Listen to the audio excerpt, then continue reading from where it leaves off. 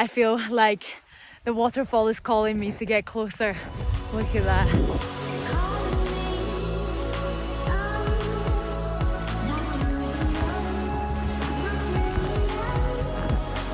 Hello everyone, it's Hannah here, coming to you from China's northeast Jilin province to the beautiful Changbai Mountain.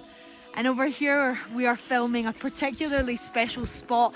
It's actually the deepest volcanic waterfall in the entire world.